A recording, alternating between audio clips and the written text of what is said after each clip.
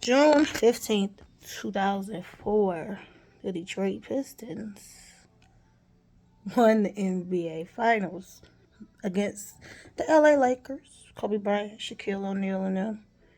Now, when they won, they was in LA, but we was in Detroit clowning, and I will never forget that day. I will never forget that series. I will never forget that year. Brentley, hey. I remember writing in my journal about Brentley. Every time I'm trying to record, y'all pop up. And I'm not editing this either. One take, period. Uh, it was so inspirational. Now, we all know what the Lakers was going through that season. We all know Shaq was checked out. Him and Kobe wasn't on the same page. Unusually so. Kobe was still Kobe though. I don't remember if it was game 3 or which. Move it, Brett.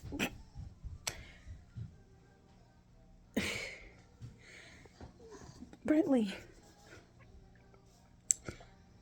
It was so inspirational because, again, I was all into sports. The Pistons, they were doing good back then, way better than they're doing now. I don't even. And so, watching the games, going to the games at the Palace too, before they moved to the Little Caesars Arena. What a time! What a time! Chauncey Billups, that was my boo. That was my boo, and just the energy of watching it was insane. So when they won June 15th, 20 years ago, I remember we could hear cars on I-75 just beeping their horns. Because I grew up right off of I-75 and East 7 Mile. Brentley, please, man. Let's get your little fingers out. You're not ruining this for me. And I can't put you in there because your mom will be mad. No!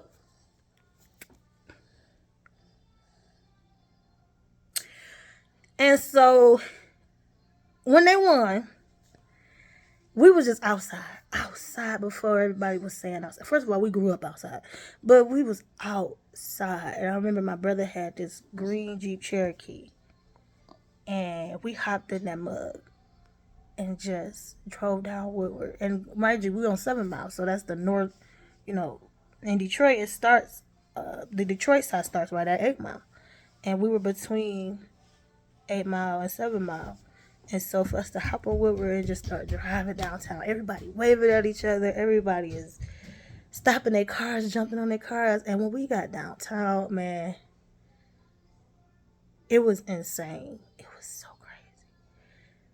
And it was nighttime here because, it's later in Detroit. We on Eastern time, and they was in LA on Pacific time. So it was kind of late. But and I don't even remember how the night ended. I don't remember when we finally got home. And at that time, my brother was, that was 20 years ago. And he 40 something. He was maybe 22. And how old was I in 2004? I was born in 87. Do the math. So, it was wild.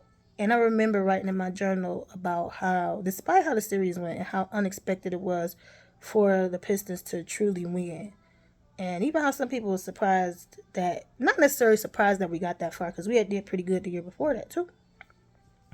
I think we were at the Eastern Conference Finals. And we had a solid team. And Larry Brown, pound for pound, he was a really good coach. And Rasheed Wallace, oh my God. Just that whole energy. It was insane. Dumars was really managing that team pretty good. And it was a moment where, even though I didn't, even as a Pistons fan, I wasn't fooling myself with thinking that they were just the better team altogether than LA, but we were better than the team that showed up. That's all that matters. So when we got that championship, it's because we fought for it. Well, I do like to say we with the Pistons back then because I felt like I was a part of that. Like, I used to have dreams about it and stuff. Like, I felt like it was in my DNA. It was in my blood. It was so weird.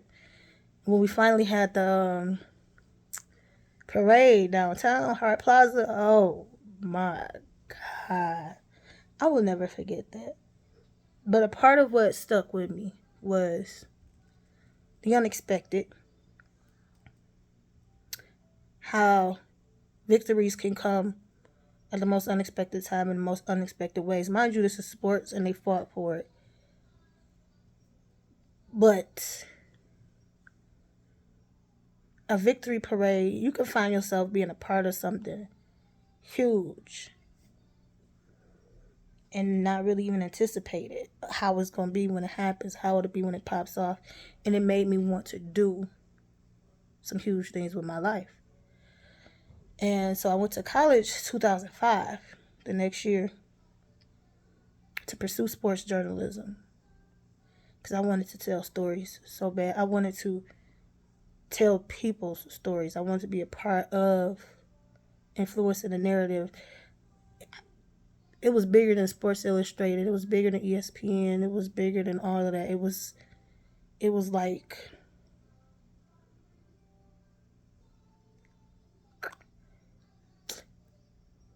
it's so many complexities when it comes to sports, especially in the Black community, that the stories are rich and they're not even fully tapped into. You got Hoop Dreams, you got the movies, the documentaries, you have the And1 League, you have all these different things, and there's a lot to dig into, but it's still so much more. And I felt like I had a perspective and an angle, and I wanted to do that so bad. But I know my mom, and she wanted me to write books, like children's books, and I felt like I could do all of it. Mom, I could write children's books, poetry, screenplays, whatever, plays. I could be like Mitch Albom out here, you know what I'm saying? And Mitch Albom was one of my, not idols, but a figure in my head as a writer, sports writer and playwright and novelist. I'm like, I could do it all, Mama, I could be, talking on TV. I could be an analyst. I could be on my Stephen A., my Scott Stewart, or is it Stewart Scott, whatever, because it's two first names. Either way, it's not that I gave up on that dream. My life hasn't even really been hard. Faith has been a huge anchor in my life. But it's like that dream became an echo, a shadow. And I didn't even always realize why. I'm starting to realize why now more than ever. 19 years ago, I started that journey going to school. And I still want to tell stories. After all of this, I'm still captivated by stories. And so journalism, part of why it was hard for me in grad school was because I knew I couldn't be objective. And it was almost like, I had one professor, she was a great professor. She talked as if the objectivity was just an inherent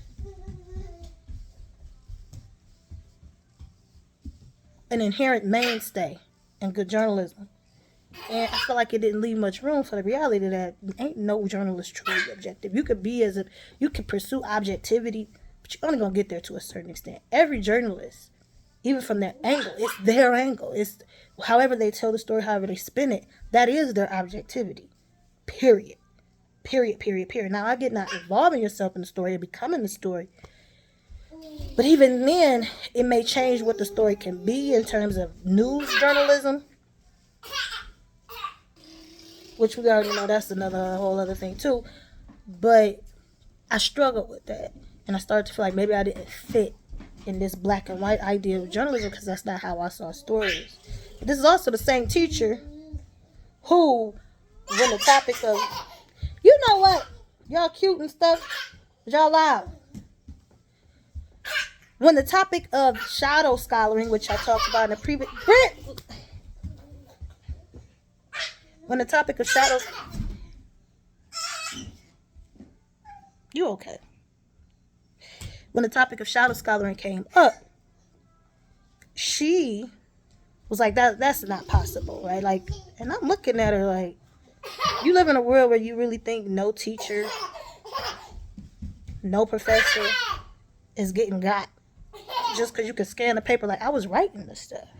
It wasn't copy and paste. I wasn't copy and pasting material from the internet. I was writing this stuff. It was original thought. And I was adjusting the stuff to better fit who that student was. If they were a C+ student, I wasn't going to write an A+ paper. I would write a paper that would get them an A because I know how the professors, whether they want to admit it or not, how they adjust their expectations for certain students. I would write a paper that would get that C+ student an A, but it would still look like they wrote it. I would leave. Brent Lee, you goofy.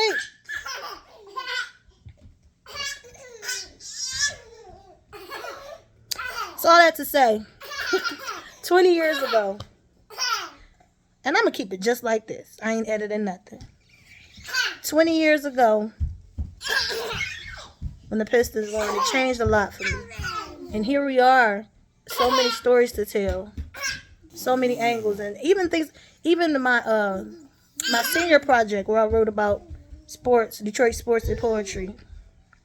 It was called The Splendiferous Avengers. Heroes in Detroit poetry. Dudley Randall. Randall Dudley? Why do I always switch these names? A lot of other poets. Toy Derrico. The poem about the Tigers. A couple of white poets too. I forget the one that was the poet laureate, man. That was a while ago when I wrote that. But whew, it was rich enough for me to see it. And sometimes I still see it all sprawled out in my brain, how it could have went. I'm to the point now where I don't want those creative ideas to be shadows and echoes anymore. And so I'm digging. And I got to do something, period. It starts now. My hope is, my desire, no, my confidence. My confidence is that those victory parades, they come in different forms. It may not be the championship every year, metaphorically.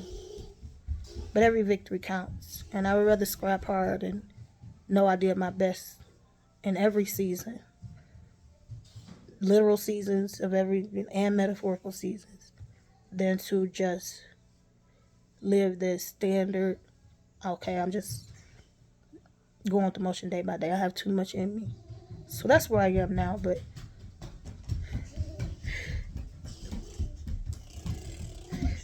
peach. But I will never, ever, ever forget what it felt like to be a Detroiter, to be at home on the east side of Detroit, to hear everybody on 75 the day the Detroit Pistons won that championship 20 years ago. 20 years ago. And I want to do right by that girl, that teenager who wrote in her journal about all of that. And I will. It's never too late. Man. And I'm going to win. Even in this season where a lot of things feel or look insurmountable, I'm going to win. So I'm going to put this on the internet. I'm going to put this on my page and let it sit there. If YouTube still exists in 20 years, I want to look back and be able to say, I beat the shadows and the echoes, and my creativity came to the forefront. So I'm going to stop right here. These goofy little kids. Oh, bitch, don't do that.